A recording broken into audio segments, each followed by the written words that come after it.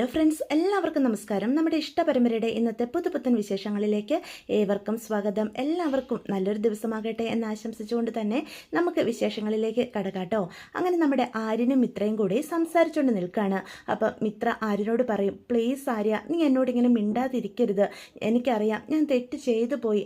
ആര്യനോട് കാര്യങ്ങളൊക്കെ മറച്ചു വെച്ചുകൊണ്ട് ഞാൻ സ്വർണം വിൽക്കാൻ നോക്കിയതേ തെറ്റാ. ആര്യനെയും ഈ കുടുംബത്തിലുള്ള എല്ലാവരെയും ഞാൻ അപമാനിച്ചതുപോലായി, എനിക്കറിയാം. പക്ഷെ എന്നോട് ആര്യൻ ഇങ്ങനെ മിണ്ടാതെ മാത്രം ഇരിക്കരുത്. എന്ത് ശിക്ഷ വേണമെങ്കിലും എനിക്ക് നൽകിക്കോളൂ, ഞാനത് ഏറ്റുവാങ്ങിക്കോളാം എന്ന് പറയാം. അപ്പം മിത്രയുടെ ആ സംസാരം കേൾക്കുമ്പം ആര്യം പറയും, അതിന് താൻ എന്ത് തെറ്റാ ചെയ്തത്?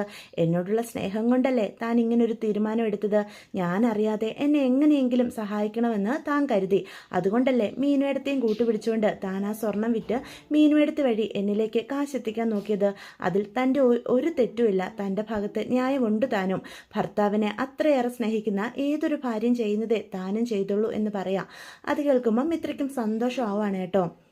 ആര്യൻ ഇങ്ങനെ രണ്ട് വാക്കെന്നോട് പറഞ്ഞല്ലോ, ദയവ് ചെയ്ത് എന്നോട് സംസാരിക്കാതെ മാത്രം ഇരിക്കരുത് കേട്ടോ എന്ന് വീണ്ടും മിത്ര പറയാം. അതിന് എനിക്ക് തന്നോട് ഒരു ദേഷ്യമില്ല. ഒരു കണക്കിന് സത്യങ്ങളെല്ലാം എല്ലാവരും അറിഞ്ഞത് നന്നായി എന്ന് ആര്യൻ പറയാണ്. അതുകൊണ്ട് ഇനിയെങ്കിലും തൻ്റെ അച്ഛൻ്റെയും അമ്മയുടെയും ഇടയിലുള്ള തെറ്റിദ്ധാരണ മാറുമല്ലോ എന്ന് പറയാം. പിന്നെ ആ സ്വർണം അത് നമുക്ക് അവകാശപ്പെട്ടതല്ല.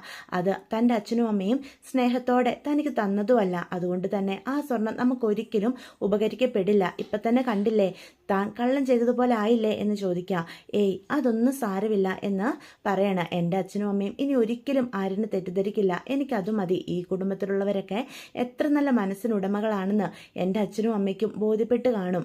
പിന്നെ എൻ്റെ ചെറിയച്ഛനും ചെറിയമ്മയും അലോകമൊന്നും ഒരിക്കലും മാറാൻ പോകുന്നില്ല. അവരുടെ ഭാഗത്തു നിന്ന് പോസിറ്റീവായിട്ടുള്ളൊരു നിലപാടുണ്ടാകുമെന്നും എനിക്ക് ഒരു വിശ്വാസവും ഇല്ല എന്ന് പറയാം. അത് കേൾക്കുന്ന അലോക് പറയും, ആരെയും കണ്ടിട്ടല്ലല്ലോ നമ്മൾ നമ്മുടെ ജീവിതം തുടങ്ങിയത്. തൻ്റെ അച്ഛനും അമ്മയും തന്നെ സ്നേഹിച്ചാൽ എനിക്കത് മാത്രം മതി. എനിക്കറിയാം താൻ ഇവിടെ നിൽക്കുമ്പോഴും തൻ്റെ അമ്മയുടെയും അച്ഛൻ്റെയും അവഗണന തന്നെ അത്രയേറെ വേദനിപ്പിക്കുന്നുണ്ടായിരുന്നുവെന്ന്. ഇനി ഒരു പക്ഷേ അവർ തന്നോട് അകൽച്ച മറന്ന് അടുപ്പം കാണിച്ചാൽ അതൊരു നല്ല കാര്യമല്ലേ എന്ന് അലോക് പറയാണ് കേട്ടോ. എന്നിട്ട് മിത്രയെ ചേർത്ത് നിർത്താണ്. താൻ ഒന്നും ഓർത്ത് സങ്കടപ്പെടണ്ട. തന്നോട് എനിക്ക് ഒരു വിധത്തിലുള്ള ദേഷ്യവും ഇല്ല. എൻ്റെ ഭാര്യയുടെ സ്നേഹം എനിക്ക് ഒരിക്കൽ കൂടി പെട്ട് കിട്ടിയ ദിവസമല്ലേ ഇന്ന്. എൻ്റെ ഭാര്യ എന്നെ അത്രയേറെ സ്നേഹിക്കുന്നുണ്ടെന്ന് ഇന്ന് ഒരിക്കൽ കൂടി എനിക്ക് മനസ്സിലായി എന്ന് പറയാം. എങ്കിലും ഞാൻ കാരണം ആര്യന് ഒരുപാട് സങ്കടങ്ങൾ ഉണ്ടായില്ലേ. അതുമാത്രമല്ല, കടയ്ക്ക് അഡ്വാൻസ് കൊടുക്കണ്ടേ നാളെ. ആര്യനെല്ലാം റെഡിയാക്കിയതായിരുന്നില്ലേ എന്ന് പറയാം.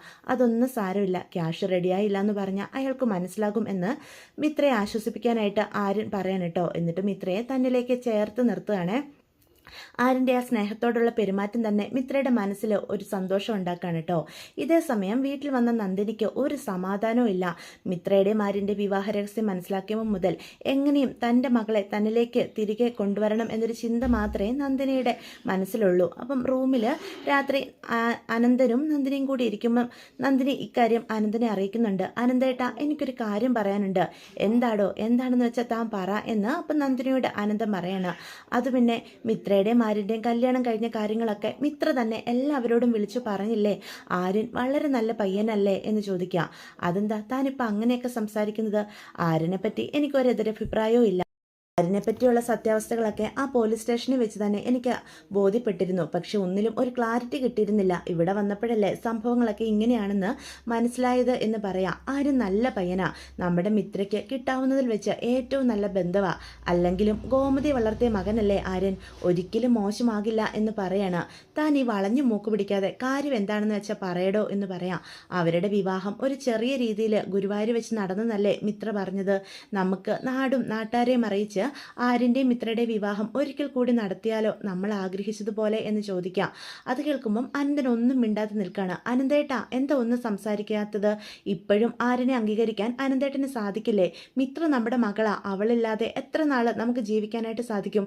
നമുക്ക് ആണും പെണ്ണുമായിട്ട് ആകെ അവൾ ഒരാളും മാത്രമേ ഉള്ളൂ. തൊട്ടടുത്ത് അവളുണ്ടല്ലോ എന്ന സമാധാനത്തിലാണ് ഇത്രയും കാലം ഞാൻ ജീവിച്ചത്. ഇപ്പം എല്ലാ കാര്യങ്ങളും ബോധ്യപ്പെട്ടു. ഇനിയും എൻ്റെ മകളെ ആരും ഇല്ലാത്തവളെ പോലെ അവിടെ ജീവിക്കാൻ ഞാൻ സമ്മതിക്കില്ല എനിക്ക് അവളെ തിരികെ വേണം എന്ന് പറയാം. അതുപോലെ മിത്രയ്ക്കും ആര്യനും കിട്ടേണ്ട ബഹുമാനവും ഈ നാട്ടിൽ നിന്ന് കിട്ടണം. അവരുടെ കല്യാണം നല്ല നിലയിൽ നമുക്ക് ഒരിക്കൽ കൂടി നടത്തി കൊടുക്കാം എന്ന് പറയാൻ കേട്ടോ. അപ്പം അനന്തൻ പറയും, താൻ പറയുന്നത് നല്ലൊരു കാര്യമാണ്, പക്ഷേ ദേവമംഗലത്തുള്ളവരൊക്കെ ഇത് സമ്മതിക്കൂ എന്ന് ചോദിക്കുക. അവരൊന്നും അധികം വാശി പിടിക്കുന്ന കൂട്ടത്തിലൊന്നും അല്ല. നമ്മൾ ഇങ്ങനൊരു കാര്യം ആഗ്രഹമായിട്ട് പറഞ്ഞു കഴിഞ്ഞാൽ ഉറപ്പായിട്ടും ബാലനോ ഗോമതിയോ അതിനോട് എതിർക്കുമെന്ന് എനിക്ക് തോന്നുന്നില്ല എന്ന് പറയാൻ കേട്ടോ. പക്ഷേ എനിക്ക് അച്യുതനോട് നാളെ ഇതിനെപ്പറ്റി ഒന്ന് സംസാരിക്കണം എന്ന് അനന്തൻ പറയാം. അത് കേൾക്കുമ്പോൾ തന്നെ നന്ദിനിക്ക് നല്ല ദേഷ്യം വരികയാണ്. അനന്തേട്ടാ, എനിക്കൊരു കാര്യം പറയണം. അച്യുതൻ അവന് ഇതിന് എതിർപ്പ് കാണിച്ചാലോ, അല്ലെങ്കിൽ തന്നെ ഇക്കാര്യമൊക്കെ അച്യുതനോട് പറയേണ്ട എന്താവശ്യമുള്ളത് എന്ന് പറയാം. അത് കേൾക്കുമ്പോഴത്തേക്കും പെട്ടെന്ന് അനന്തൻ പറയും, നന്ദിനി, ഇപ്പം നമുക്ക് എല്ലാവരെയും കിട്ടി, നമുക്ക് ദേവമംഗലത്തുള്ളവരുടെ ഒരു ചായ്വുണ്ട്, അങ്ങനെയുള്ള തോന്നലുകളൊക്കെ അവൻ്റെ മനസ്സിൽ ഇപ്പം തന്നെ ഉണ്ട്. പക്ഷേ ഗോമതി ഈ കുടുംബത്തോട് ചെയ്ത തെറ്റൊന്നും ഒരിക്കലും എനിക്ക് ക്ഷമിക്കാനായിട്ട് സാധിക്കില്ല. പക്ഷെ നമ്മുടെ മകളും അവിടെയുണ്ട്. അവളെ ആലോചിക്കുമ്പോൾ കല്യാണം നടത്തണമെന്ന് എനിക്ക് ആഗ്രഹമുണ്ട്. പക്ഷെ അച്യുതനെ എതിർത്തുകൊണ്ട് ഞാൻ ഒരിക്കലും ഒരു തീരുമാനം എടുക്കില്ല. എൻ്റെ അനിയൻ എനിക്കെല്ലാമാ എന്ന് അനന്തൻ പറയാണ്. അനന്തൻ്റെ ആ സംസാരം കേൾക്കുമ്പം നന്ദിനിക്ക് നല്ല ദേഷ്യം വരികയാണ്. എന്താ അനന്തേട്ടാ ഇങ്ങനെ, നമ്മുടെ മകൾ മരിച്ചാലും കുഴപ്പമില്ല എന്ന് പറഞ്ഞവനാ അച്യുതൻ. അങ്ങനെയുള്ളപ്പം ആര്യനുമായിട്ടുള്ള മിത്രയുടെ കല്യാണം നടത്താൻ അച്യുതൻ സമ്മതിക്കുമെന്ന് അനന്തേട്ടന് തോന്നുന്നുണ്ടോ? ഇക്കാര്യത്തിലെങ്കിലും അനന്തേട്ടന് സ്വന്തമായിട്ട് ഒരു തീരുമാനം എടുത്താൽ എന്താ എന്ന് ചോദിക്കാം. അവരുടെ മകൻ്റെ കാര്യത്തിലാണെങ്കിൽ രാജശ്രീയും അച്യുതനും ഏട്ടനോട് ഇത്രയും പരിഗണന കാണിക്കുമായിരുന്നോ എന്ന് ചോദിക്കുക. നീ ഇതിൽ കൂടുതലൊന്നും പറയണ്ട, എൻ്റെ തീരുമാനം ഞാൻ പറഞ്ഞു കഴിഞ്ഞു. നാളെ തന്നെ ഈ വീട്ടിലുള്ള എല്ലാവരോടും അച്യുതനോടും ഞാൻ ഇതിനെപ്പറ്റി സംസാരിക്കും. അവർക്കാർക്കും ഒരു കുഴപ്പമില്ലെങ്കിൽ നീ പറഞ്ഞതുപോലെ മിത്രയുടെയും ആര്യൻ്റെയും കല്യാണം ആർഭാടപൂർവ്വം നാടറിയെ നമുക്ക് നടത്താം എന്ന് പറയാം. നീ സമാധാനപ്പെട്, എല്ലാ കാര്യങ്ങളും ഞാൻ വേണ്ട രീതി ചെയ്തോളാം. നീ ആഗ്രഹിച്ചതുപോലെ തന്നെ നടക്കും എൻ്റെ നന്ദിനി എന്ന് പറഞ്ഞിട്ട് ആനന്ദൻ അവിടെ നിന്ന് അനന്തൻ്റെ ആ പെരുമാറ്റത്തിൽ നന്ദിനിക്ക് ഒരുപാട് സങ്കടവും ദേഷ്യവും ഒക്കെ ഉണ്ടാവുകയാണ്. അച്യുതനോ രാജശ്രീയോ അലോകോ ഒരിക്കലും ഇങ്ങനൊരു കാര്യത്തിന് അനുമതി നൽകില്ല. അതുമാത്രമല്ല, അനന്തേട്ടൻ അങ്ങനെ ഒരു ആലോചന പറയുമ്പോൾ തന്നെ അവരതിനെ എതിർക്കേ ഉള്ളൂ എന്നുള്ള പൂർണ്ണ ബോധ്യം നന്ദിനിക്കുണ്ട് കേട്ടോ. തൻ്റെ മകളെയും മരുമകനെയും ഒരിക്കലും അംഗീകരിക്കാൻ അവർ സമ്മതിക്കില്ല എന്ന് നന്ദിനിക്കറിയാം. എന്ത് ചെയ്യണമെന്നറിയാതെ നന്ദിനി തലയ്ക്ക് കൈയും കൊടുത്ത് അവിടെ ഇരിക്കുകയാണ്. തൻ്റെ ഭർത്താവ് ഇവിടെ സ്വന്തമായിട്ടൊരു തീരുമാനം എടുത്താൽ മാത്രമേ എന്തെങ്കിലും കാര്യം നടക്കൂ എന്ന് നന്ദിനിക്ക് ബോധ്യപ്പെടുകയാണ് കേട്ടോ. ഇതേ സമയം നമ്മുടെ അനുശ്രീ റൂമിലിരുന്ന് അലോകിനെ നല്ല രീതിയിൽ ചൊറിയുന്നുണ്ട് കേട്ടോ. അനുശ്രീ അലോകിനോട് പറയും, എന്തൊക്കെയായിരുന്നു അലോകിൻ്റെ അച്ഛൻ ആ സ്വർണം എടുത്തുകൊണ്ട് ദേവമംഗലത്ത് ചെല്ലുന്നു, എൻ്റെ അച്ഛനെ കള്ളനാക്കാൻ നോക്കുന്നു, എൻ്റെ അച്ഛൻ വന്നാൽ മാത്രമേ സത്യങ്ങൾ പറയൂ അത്രേ, എൻ്റെ അച്ഛനെ വിളിച്ചതെന്താ കള്ളാന്ന്, എന്നിട്ട് എന്തായി, പവനായി ശവമായി എന്നൊക്കെ കേട്ടിട്ടേ ഉള്ളൂ. ഇന്ന് എനിക്ക് ശരിക്കും കാണാൻ പറ്റി. ഞാൻ അപ്പോഴേ പറഞ്ഞതാ എൻ്റെ വീട്ടിലുള്ളവരാരും ആ സ്വർണത്തെപ്പറ്റി അറിഞ്ഞിട്ട് പോലും ഉണ്ടാകില്ലെന്ന്. എന്താ സംഭവിച്ചത്? മിത്രയെടുത്തി സ്വന്തം ഇഷ്ടപ്രകാരം ആ സ്വർണം കൊണ്ട് പണയം വെച്ചതാ. അത് പോലീസ് സ്റ്റേഷനിൽ നിന്ന് ഇന്ന് കിട്ടിയതാണെന്ന് മിത്രേച്ചയുടെ അച്ഛൻ തന്നെ പറഞ്ഞപ്പോൾ അച്യുതൻ ചെറിയച്ഛൻ്റെ മുഖഭാവം ഒന്ന് കാണണമായിരുന്നു. ഇതാ പറയുന്നത്, കാള് പെറ്റുന്നറിയുമ്പം കയറെടുക്കാൻ നിൽക്കരുതെന്ന്.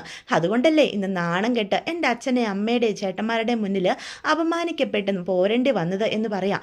തൻ്റെ അച്ഛനെ പറ്റിയുള്ള ഈ സംസാരമൊക്കെ കേൾക്കുമ്പം അലോകിൻ്റെ രക്തം തിളയ്ക്കാണ്. എന്താടി നീ പറഞ്ഞങ്ങ് പോവാണല്ലോ എന്ന് ചോദിക്കാം.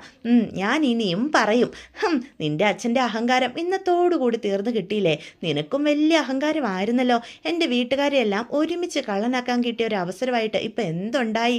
ഈ കൃഷ്ണമംഗലത്തുള്ളവരൊക്കെ തല ഉയർത്തി നാട്ടുകാരുടെ മുന്നിൽ നിൽക്കുന്നത് പോലുവേ എൻ്റെ ഏട്ടനെയും എൻ്റെ അമ്മയുടെയും ദയ അത് മനസ്സിലാക്കിയപ്പം നിന്റെ അച്ഛൻ വാലും ചുരുട്ടി ഈ കൃഷ്ണമംഗലത്തേക്ക് തിരിച്ചു വന്നതൊക്കെ ഞാൻ വ്യക്തമായിട്ട് കണ്ടതാ.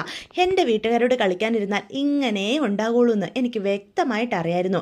എൻ്റെ വീട്ടുകാരെ നല്ല അഭിമാനമുള്ളവരാ എന്ന് പറയാം. ഞങ്ങളോട് ഒരുപാട് ദ്രോഹം നിങ്ങളും ഈ കുടുംബത്തിലുള്ളവരും ചെയ്തിട്ടും അതൊക്കെ മറന്നുകൊണ്ടാ ഏടത്തെ എൻ്റെ അമ്മ ചേർത്ത് നിർത്തിയത്. അല്ലെങ്കിൽ എന്തായിരുന്നു അവസ്ഥ എന്ന് ചോദിക്കുക. ദേ, നീ പറഞ്ഞു എങ്ങോട്ടാ പോകുന്നത്? നിന്റെ വീട്ടിലെ ഉള്ളവരൊക്കെ അങ്ങ് ദൈവങ്ങളാണെന്ന് ഇപ്പം നീ ആക്കി തീർക്കൂലോ എന്ന് ചോദിക്കാം. വേണ്ടി വന്നാലേ ഞാൻ അതും ചെയ്യും. എൻ്റെ വീട്ടിലുള്ളവരൊക്കെ ദൈവത്തുള്ളവർ തന്നെയാ. ഇന്ന് മിത്രയടുത്ത് പറഞ്ഞില്ലായിരുന്നോ, മിത്രയടുത്തേക്ക് എൻ്റെ ഏട്ടനും എൻ്റെ അച്ഛനും അമ്മയും ഒക്കെ ദൈവത്തെ പോലെയാണെന്ന്? എന്താ കേട്ടില്ലായിരുന്നോ എന്ന് ചോദിക്കുക. അവളെ അങ്ങനെ പല വിഡിത്തങ്ങളും പറയും. അതൊക്കെ വിശ്വസിക്കുമെന്ന് നീ കരുതണ്ട. ഞാനോ എൻ്റെ അമ്മയോ അച്ഛനും ഒരിക്കലും അത് വിശ്വസിക്കാനും പോകുന്നില്ല. നിൻ്റെ അച്ഛനും നിൻ്റെ അമ്മയും കൂടി എല്ലാം പറഞ്ഞ് പഠിപ്പിച്ചതുപോലെ തത്ത പറയുന്നത് പോലെ അവൾ ഇവിടെ പറഞ്ഞു. അവൾക്ക് വേറെ വഴിയില്ലല്ലോ, അതുകൊണ്ട് തന്നെയാണ് ഇങ്ങനെയൊക്കെ പറഞ്ഞതെന്ന് അലോക് അനുശ്രീയോട് പറയണേട്ടോ. അത് കേൾക്കുമ്പം അനുശ്രീക്ക് ദേഷ്യം വരും. എൻ്റെ വീട്ടുകാരാണോ അതോ നിൻ്റെ വീട്ടുകാരാണോ മാന്യത കൈവിട്ട് പെരുമാറിയതെന്നൊക്കെ ഞാൻ വ്യക്തമായിട്ട് കണ്ടതാ. ദേ, കൃഷ്ണമംഗലത്തുള്ളവരെ പറ്റി ഒരു വാക്കിന് നീ മോശമായിട്ട് പറഞ്ഞ ഈ അലോക് ആരാണെന്ന് നീ അറിയും എന്നും പറഞ്ഞുകൊണ്ട് അനുവിൻ്റെ നേരെ കൈ ഉയർത്തിക്കൊണ്ട് വരിക. നമ്മുടെ അനു വിട്ടുകൊടുക്കുമോ? അനുവും അപ്പം തന്നെ അലോകിനെ പ്രതിരോധിക്കാനുള്ള അടവുകളുമായിട്ട് മുന്നിലേക്ക് കയറി നിൽക്കുക. അവസാനം പതിവ് പോലെ രണ്ടുപേരും കൂടി അടിയാവുകയാണ് കേട്ടോ. പക്ഷേ അനുവിൻ്റെ കയ്യിൽ നിന്നും പതിവ് പോലെ ഇഷ്ടം പോലെ മേടിച്ചു കൂട്ടിയിട്ട് അലോക് ഒരു മൂലയ്ക്ക് ചുരുണ്ട് കിടക്കുക. അയ്യോ അമ്മേ എന്നും പറഞ്ഞ് കരഞ്ഞുകൊണ്ട്. അപ്പം അലോകിൻ്റെ അടുത്തേക്ക് അനുസരിച്ച് ചെല്ലും. ദേ, പലവട്ടം ഞാൻ പറഞ്ഞിട്ടുണ്ട്, എന്നോട് കളിക്കാൻ വന്നു കഴിഞ്ഞാൽ എൻ്റെ കൈ വെറുതെ ഇരിക്കില്ലെന്ന്. എൻ്റെ കയ്യിലെ അടി മേടിച്ച് മരിക്കാനായിരിക്കൂടാ നിൻ്റെ വിധി. എൻ്റെ ഏട്ടന്മാർ തന്നെ പഞ്ഞിക്കിട്ട് നശിക്കാറായതാ നിൻ്റെ ശരീരം. ഇപ്പം ഞാനിവിടെ വന്ന് കയറിയപ്പം മുതൽ എൻ്റെ കയ്യിൽ നിന്നും കണക്കിന് നീ മേടിച്ചു കൂട്ടുന്നുണ്ട്. അല്ല, നീ ഇനിയിപ്പം എൻ്റെ കയ്യിൽ നിന്ന് അടി മേടിക്കാത്ത ഒരു ദിവസമെങ്കിലും ഉണ്ടോ എൻ്റെ അലോകെ എന്ന് ചോദിക്കുക. ഞാനൊരു കാര്യം പറഞ്ഞേക്കാം, എൻ്റെ വീട്ടുകാരെ ഇനി എന്തെങ്കിലും പറഞ്ഞു കഴിഞ്ഞാൽ ഞാൻ ഇതായിരിക്കില്ല, ഇതിൻ്റെ അപ്പുറം ഞാൻ നിനക്കിട്ട് തരും, മനസ്സിലായോടാ എന്ന് ചോദിച്ചിട്ട് അനുശ്രീ കട്ടിലേക്ക് കയറി കിടക്കുകയാണ് കേട്ടോ. ഇതേ സമയം ആനന്ദും ദേവിയും അവരുടെ റൂമിലിരിക്കുകയാണ്. ദേവിയോട് യാതൊരുവിധ അടുപ്പവും നമ്മുടെ ആനന്ദ് കാണിക്കുന്നില്ല. ദേവിയോടുള്ള ആനന്ദിൻ്റെ ഈ അവഗണന ദേവിക്ക് ഒരുപാട് സങ്കടം ഉണ്ടാക്കുന്നുണ്ട്. എങ്ങനെയും ആനന്ദിനോട് ഇടപഴകാനും സംസാരിക്കാനും ഒരു അവസരം ഉണ്ടാക്കാനായിട്ട് ശ്രമിക്കുന്നുണ്ട് ദേവി കേട്ടോ. ദേവി പറയും, എന്തായാലും മിത്ര എല്ലാ സത്യങ്ങളും വിളിച്ചു പറഞ്ഞത് എന്തുകൊണ്ട് നന്നായി. കൃഷ്ണമംഗലത്തുള്ളവർക്ക് ഇപ്പോഴെങ്കിലും ദേവമംഗലത്തുകാരുടെ നല്ല മനസ്സ് മനസ്സിലായി കാണുമല്ലോ എന്നൊക്കെ പറയാണ്. അത് കേൾക്കുമ്പോഴത്തേക്കും ആനന്ദ് ഒന്നും പറയില്ല കേട്ടോ. പക്ഷേ മിത്രയെ സ്വർണം കൊണ്ട് പണയം വെക്കാൻ പോയത് തീരെ ശരിയായില്ല എന്ന് പറയാം. അത് കേൾക്കുമ്പോൾ ആനന്ദിന് ദേഷ്യം വരും. എന്ത് ശരിയായില്ലെന്ന്? അവൾ പണയം വെക്കാൻ പോയത് മുക്കുബണ്ടൊന്നും അല്ലല്ലോ. അല്ല, അവൾ പണയം വെക്കാൻ പോയതും അവൾക്ക് അവകാശപ്പെട്ട അവളുടെ അച്ഛനും അമ്മയും കൊടുത്ത സ്വർണ്ണമാണ്. അതിൽ നിനക്കെന്താ ഇത്ര ബുദ്ധിമുട്ട് എന്ന് ചോദിക്കാം. അല്ല ആനന്ദേട്ടാ, ഞാൻ അങ്ങനെയല്ല ഉദ്ദേശിച്ചത്. അവർക്ക് സ്നേഹത്തോടെ കൊടുത്ത സ്വർണ്ണം അല്ലല്ലോ ഇത് എന്നാണ് ഞാൻ ഉദ്ദേശിച്ചത്. അന്ന് ആ പ്രശ്നങ്ങൾക്കിടയിൽ ആ കള്ളൻ എടുത്തുകൊണ്ട് പോയ സ്വർണ്ണമല്ലേ, അത് തിരിച്ചു കിട്ടുക കാര്യം ദേവമംഗലത്ത് അറിയിക്കേണ്ടതായിരുന്നു. അല്ലെങ്കിൽ ആരും പറഞ്ഞതുപോലെ ആ സ്വർണം അപ്പം തന്നെ അവൾ കൊണ്ടുപോയി കൃഷ്ണമംഗലത്ത് അവളുടെ അച്ഛനെയും അമ്മയും ഏൽപ്പിക്കണമായിരുന്നു എന്ന് പറയാം. എടി, അവൾ അങ്ങനെ ചെയ്യാതിരുന്നത് എന്തിനു വേണ്ടിയാണെന്ന് നീ ചിന്തിച്ചോ? ആരിനോടുള്ള സ്നേഹം. സത്യത്തിൽ എനിക്ക് മിത്രയോട് ബഹുമാനമാണ് തോന്നിയത്. ഭർത്താവിനെ സ്നേഹിക്കുന്ന ഏതൊരു ഭാര്യയും അങ്ങനെ തന്നെ പെരുമാറുള്ളൂ. അതുകൊണ്ടാണ് അവൾ അങ്ങനെ ഒരു തീരുമാനം എടുത്തത്. തൻ്റെ ഭർത്താവ് കഷ്ടപ്പെടുന്നത് കണ്ടിട്ട് ആരും അറിയാതെ ആ സ്വർണം പണയം വെച്ച് മീനുമെടുത്ത് വഴി സഹായിക്കാനാണ് അവൾ നോക്കിയത്. അങ്ങനെയാണ് നല്ല പെൺകുട്ടികൾ, ഭർത്താവിനോട് സ്നേഹമുള്ള പെൺകുട്ടികൾ അങ്ങനെ തന്നെ ചെയ്യും. അല്ലാതെ ഭർത്താവിനോട് കള്ളം പറഞ്ഞ് ഭർത്താവിനെയും കുടുംബത്തെയും വഞ്ചിച്ചും ഓരോ തവണയും തൻ്റെ നേട്ടത്തിനു വേണ്ടി ഓരോ കാര്യങ്ങൾ ചെയ്യുവല്ല ചെയ്യേണ്ടത് എന്ന് ദേവി ഒന്ന് കുത്തിക്കൊണ്ട് പറയൂട്ടോ. അത് കേൾക്കുമ്പം ദേവിക്ക് സങ്കടം വരികയാണേ. ദേവി പെട്ടെന്ന് തന്നെ കയറി കിടക്കുക. എന്നിട്ട് ആനന്ദിനെ തന്നെ ഇങ്ങനെ സൂക്ഷിച്ച് നോക്കുക. എന്താ നീ എൻ്റെ തന്നെ ഇങ്ങനെ തുറച്ചു നോക്കുന്നത് എന്ന് ആനന്ദ് അപ്പം ചോദിക്കുക. ഏയ് ഒന്നുമില്ല എന്ന് പറയാം. ആനന്ദേട്ടന് എനിക്ക് ആനന്ദേട്ടനുള്ള സ്നേഹത്തിൽ പവിത്രത ഇല്ലെന്നാണോ പറയുന്നത്? അയ്യോ, കളങ്കമറ്റൊരു സ്നേഹമാണല്ലോ നിനക്കെന്നോടുള്ളത്. അതെന്നെക്കാളും നന്നായിട്ട് ആർക്കാ ഈ ലോകത്ത് അറിയാവുന്നത് എന്ന് ചോദിക്കുകയാണ്.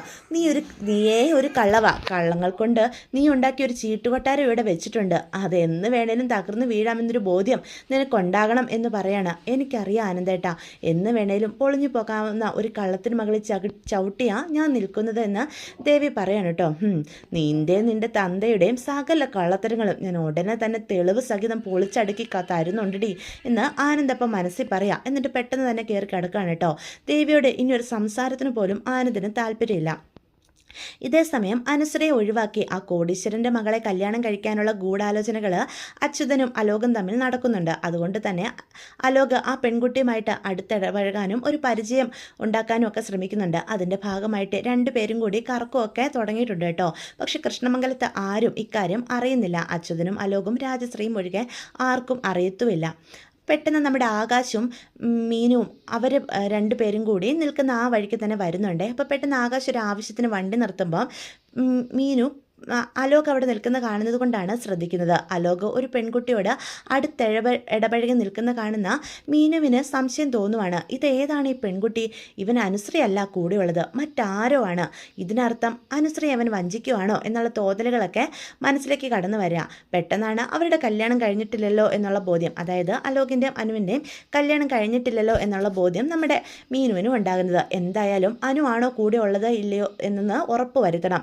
അനുവിനോട് തന്നെ ഈ ഇക്കാര്യം ചോദിക്കണം എന്ന് തന്നെ മീനു തീരുമാനിക്കുകയാണ്. ഇനി അനുവല്ല എങ്കിൽ ഉറപ്പായിട്ടും ഇക്കാര്യങ്ങൾ അനുവിനെ അറിയിക്കണമെന്നും തീരുമാനിക്കുകയാണ് കേട്ടോ. അനുവല്ല എന്നൊരു തോന്നൽ നമ്മുടെ മീനുവിന് ഉണ്ടാകുന്നുണ്ട്. പക്ഷേ ആകാശിനോടൊന്നും ഇക്കാര്യം പറയുന്നില്ലേ.